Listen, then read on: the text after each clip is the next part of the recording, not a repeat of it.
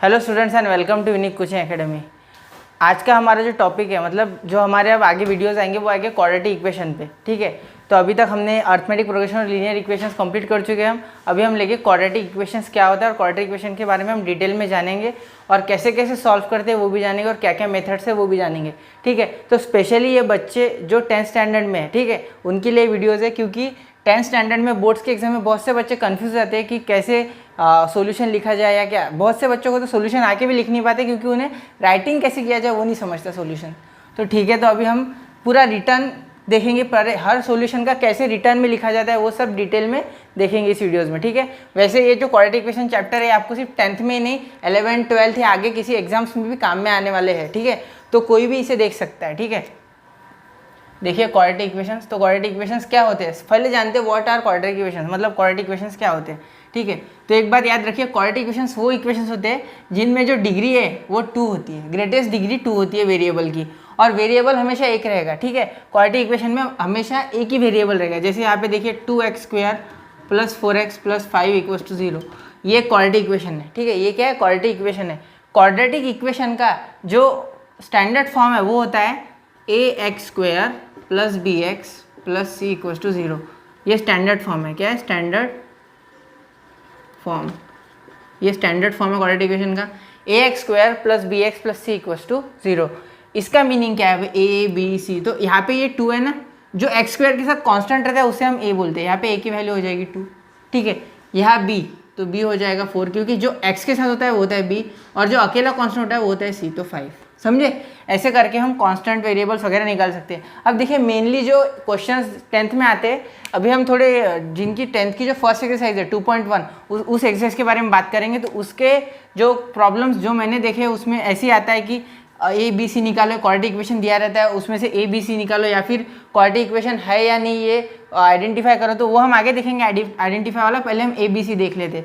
तो ये समझ गया होगा बच्चों आपको। मैं फिर से एक बार बोलता हूँ, जो स्क्वायर वाला देखिए एग्जाम पर ही दूसरा देख लेते। ठीक है, देखो √3/2 अगर रहा, √3/2 x² + 7x x + 3 = 0। समझो ऐसा रहा। अगर यहाँ पे माइनस रहा तो देखिए बच्चों, एक चीज़ ऑब्जर्व करना हमेशा कि अगर माइनस है ना, अगर आपका कोएफिशिएंट माइनस है तो माइनस जब a लिखेंगे तो माइनस, समझो यहाँ पे √3/2 है पहले तो, और b 7, और c देखो c, अब कोई बच्चे क्या करते 3 लिख देते। 3 नहीं लिखना बच्चे, -3 लिखना, क्योंकि क्या है यहाँ पे माइनस का साइन भी वो कोएफिशिएंट का ही है, तो उसके साथ ले लो उसे। ठीक है, मतलब साइंस के साथ लिखना। अगर यहाँ माइनस होता तो मैं यहाँ भी माइनस लेता। ठीक है, अगर यहाँ माइनस होता तो मैं यहाँ भी माइनस लेता, क्योंकि अगर मैं माइनस नहीं लेता तो वैल्यू गलत आती।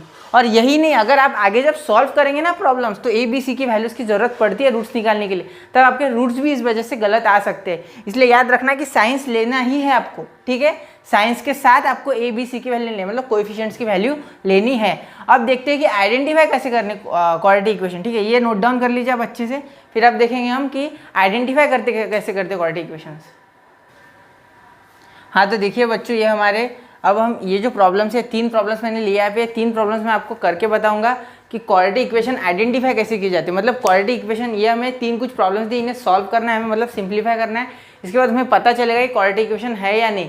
क्वाड्रेटिक इक्वेशन पहचानने की सिर्फ 2 मेन रूल्स है बच्चों। देखो क्वाड्रेटिक इक्वेशन कैसे पहचानते हैं कि अगर ग्रेटेस्ट डिग्री 2 होनी चाहिए, मतलब एक इक्वेशन की ग्रेटेस्ट डिग्री 2 होनी चाहिए, इक्वल टू 0 होना चाहिए, और हमेशा याद रखना है कि उसमें वेरिएबल हमेशा एक ही रहना चाहिए, वेरिएबल 2 नहीं चलते बच्चे। ठीक है, तो देखो यहाँ पे सॉल्व करके देखते हैं इक्वेशन 1। पहला इक्वेशन सॉल्व करते ये वाला, तो x + 1 + 1/x = 0, ये ब्रैकेट में है। तो एक बार सॉल्व करके तो देखते हैं, तो क्या होगा, x यहाँ पे क्रॉस मल्टीप्लाई करेगा, x² + x हो जाएगा। बच्चे अगर किसी को ये स्टेप नहीं समझ में आ रही ना, तो प्लीज़ बेसिक्स ऑफ मैथमेटिक्स की वीडियो देख लो, यहाँ पे क्रॉस मल्टीप्लाई हो रहा है। ठीक है, तो उसमें आपको अच्छे से समझ जाएगा कि एक्चुअल में यहाँ क्या हुआ, = 0, यहाँ 1 है, तो x उधर चले गया तो 0 हो जाएगा, तो x² + x + 1, ये हो गया आपका इक्वेशन। तो ये क्वाड्रेटिक इक्वेशन है। Why this is a quadratic equation, because the greatest degree of x is 2 and here variable is 1 means x, एक ही वेरिएबल और वो भी x है। ठीक है, समझे यहाँ पे मेरी बात? उम्मीद करता हूँ कि आपको समझ रहा है बच्चों। ठीक है, मैं दूसरा एग्जाम्पल लेके आपको फिर से समझाने की कोशिश करता हूँ जिनको नहीं समझा। m + 2 m - 5 = 0। तो देखिए अब इसको सॉल्व करते हैं। बायनोमियल मल्टीप्लिकेशन बच्चे, बायनोमियल मल्टीप्लिकेशन आना चाहिए आपको, 7th में था। ठीक है, अगर नहीं आता तो अभी देख लो, m × mm² m × 5 5 तो क्या होगा -m -5m मतलब प्लस माइनस माइनस 5m, ठीक है।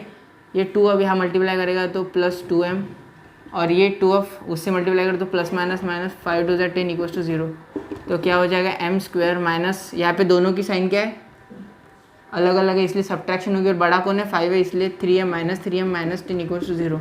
ओके बच्चे, तो ये भी क्या है, क्वाड्रेटिक इक्वेशन है because the greatest power of m is 2 and m is the only variable in this equation, therefore this is an quadratic equation. Okay, समझ गया आपको कि m ये अकेला वेरिएबल है, इसमें कोई दूसरा वेरिएबल नहीं है और m की ग्रेटेस्ट पावर भी 2 है जो कि क्वाड्रेटिक इक्वेशन होने के लिए जरूरी है। और इक्वेशन और अब कुछ बच्चे क्या होते हैं, अभी एक हिंट दे देता आपको, देखिए इक्वेशन और एक्सप्रेशन में कुछ बच्चे क्या हो जाते हैं, कंफ्यूज हो जाते हैं। देखिए अब इक्वेशन यानी क्या होता है, इक्वेशन मतलब जिसमें इक्वल टू का साइन आता है, इक्वल टू जैसे यहाँ पे आ रहे देखो इक्वल टू है ना हर एक में।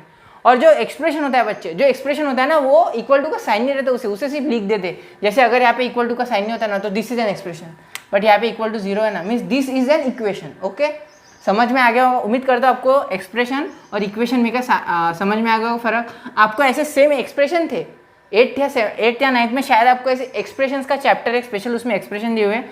तो अभी हम इक्वेशन पढ़ रहे हैं, नॉट एक्सप्रेशन बच्चे, ठीक है। तो इक्वल टू 0 लिखना कभी मत भूलना। या देखो अभी इसको सॉल्व करके देखे थे 5, therefore p × 3 3p, p × 6 6p² = 5, therefore अब यहाँ पे 6p² रहने दो प्लस 3p इधर लिखो और -5 = 0। ओके बच्चे, समझ गए आपको, यहाँ पे p की बड़ी सी पावर है 2, ठीक है, मतलब 2 की सबसे बड़ी पावर है 2, ठीक है। तो इसलिए ये p भी अकेला वेरिएबल है, इसलिए इसमें से क्या हो गया, ये हो गया हमारा क्वाड्रेटिक इक्वेशन। क्योंकि मैंने आपको स्टैंडर्ड फॉर्म क्या बोली थी क्वाड्रेटिक इक्वेशन की, ax² + bx + c, ठीक है। तो अब इस वाले को ना सब कंपेयर करते हैं, तीनों इक्वेशन जो बनाए हमने ये तीनों हमारे क्वाड्रेटिक इक्वेशंस है। अगर नहीं होते, नहीं कौन से होते, देखो अगर बच्चे ऐसी इक्वेशन बनते m³ + 4m² + 3m + 1 = 0। अब आपको होगा बच्चे की 2 है यहाँ पे, तो ये तो है भाई सर क्वाड्रेटिक इक्वेशन है, नहीं ये नहीं है क्योंकि m³ जो है ना ये आ रहा बीच में। We don't want power more than 2, we only want power up to 2, means degree 2 ही होना, not greater than 2 and less than 2, सिर्फ 2, only 2, we want degree equals to 2, the greatest degree should be 2, then only it is a quadratic equation, otherwise it is not a quadratic equation। okay, इसलिए यहाँ पे m का cube है इसलिए this is not a quadratic equation, समझे। तो ये नहीं है, this is not a quadratic equation, यहाँ पे क्रॉस कर देते हो आपको समझने के लिए, ठीक है। तो वो है हमारा ax² + bx + c है क्वाड्रेटिक इक्वेशन का स्टैंडर्ड फॉर्म। अब आपको ax² + bx + c से कंपेयर करने को लगाते हैं, मतलब 10th वालों के लिए स्पेशल है ये, 1 मार्क्स के लिए क्वेश्चन आता है। तो ये अगर कंपेयर करें तो a हमारा हो जाएगा 1, क्यों बच्चे, क्योंकि x² के साथ a है ना, तो यहाँ कुछ नहीं, x² के साथ तो कोई नहीं रहता इसलिए 1 रहता है, या x के साथ b होता है, यहाँ x के साथ b है ना तो यहाँ 1 कुछ नहीं रहा तो b 1, ठीक है। और c तो 1 है ही वहाँ पे दिया हुआ। अब इसके साथ कंपेयर करते देखो बच्चे, यहाँ a, यहाँ m² के साथ कोई नहीं इसलिए a क्या हो गया हमारा 1, यहाँ b क्या हो गया, देखो अब मैंने जो बोला था उसमें माइनस है ना, तो b क्या आएगा हमारा -3, not 3 only, we should take the sign इसलिए -3। अब c देखो, c क्या है -10, नॉट 10 -10, समझे, यहाँ पे वैसे। अब देखो a क्या है हमारा 6, b क्या है हमारा 3 और c -5 नॉट 5, क्योंकि साइन भी लेना है, ठीक है। तो ऐसे 10th में कैसे लिखते इसको, सीधा ऐसे भी लिखे तो मार्क्स मिल जाएंगे बच्चे। अगर समझो कोई अलाउ नहीं करता, कोई टीचर आपको बोलता है कि भाई ऐसे मत लिखो, तो क्या करो, इसके बीच में एक सेंटेंस डाल दो। यहाँ पे लिखता मैं बाय कंपेयरिंग विथ,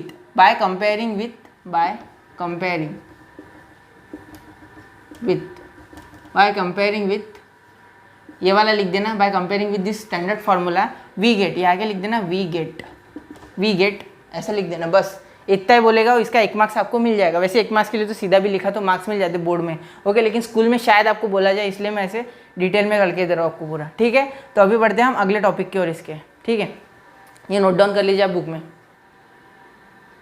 ओके बच्चों, तो देखो ये अभी हमारा दूसरा क्वेश्चन लिखा मैंने, x² + 4x - 5 = 0। और अब आप बोलेंगे सर ये x = 1 x = -1 क्या लिखे, तो ये बच्चे रूट्स, मैंने आपको रूट्स दिए हुए, आपके टेक्स्ट बुक में क्वेश्चन है 10th वालों के कि भाई आपको एक इक्वेशन दिया रहेगा और उसमें उसके कुछ रूट्स दिए रहेंगे, ठीक है। जैसे सपोज यहाँ पे 1 और -1 मैंने ले लिए और ये रूट्स आपको वेरीफाई करने हैं कि ये इस इक्वेशन के है या नहीं है। वेरीफाई मीन्स चेक करना है कि देखिए LHS, ये है हमारी LHS, जब हम LHS सॉल्व करते तो RHS आना चाहिए, मतलब 0 आना चाहिए। जब हम ये सॉल्व करेंगे ये रूट डाल के 1 - 1 तो 0 कब आता, अगर आ जाए तो these are the roots, otherwise these are not. मतलब अगर आ जाए आपकी वैल्यू 0 तो है ये रूट्स, वरना ये रूट्स नहीं है, ठीक है। तो देखिए अब इसमें पुट करके देखते हैं। Put x is equal to 1 in equation x square plus 4x minus 5 equal to 0। Sorry x इतना ही लिखो बस, इन इक्वेशन में मत लिखो। देयरफॉर 1 स्क्वायर, फिर से लिखते हैं तो 1 का square plus 4 into 1 minus 5 equal to 1 plus 4 minus 5। 4 1 4 बच्चे, 1 का स्क्वायर 1 होता है, 5 माइनस 5 0 आ गया आपका। मतलब 1 इज़ द रूट, 1 रूट है, ठीक है। इक्वल टू RHS लिख देना, ठीक है। अब यहाँ देखो आगे इसको वेरीफाई करते हो। पुट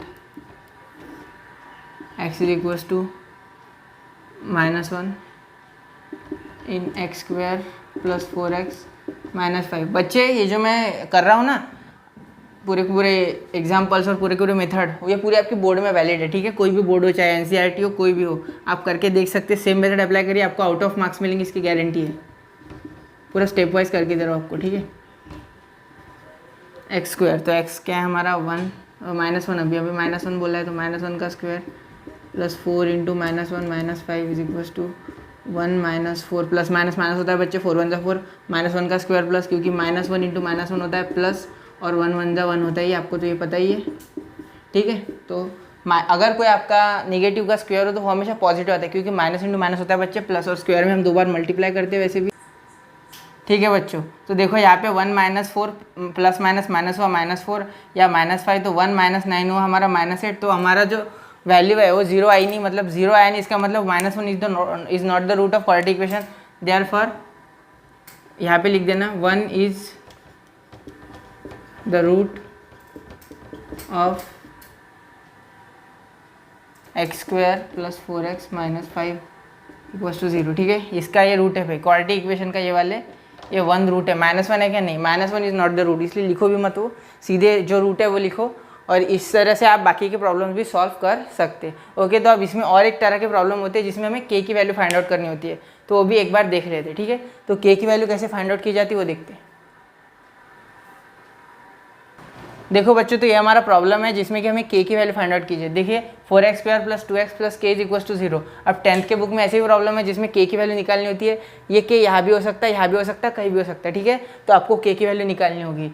तो अब अपने को x की वैल्यू दी है -3, हमें x की वैल्यू दी है -3, मतलब x का इसका रूट है -3, तो x की वैल्यू -3 डाल के k आना चाहिए। तो देखते इसमें put x is equal to -3, अब देखते पर क्या होता है। 4 इंटू -3 का square plus 2 into 3 plus k equals to 0।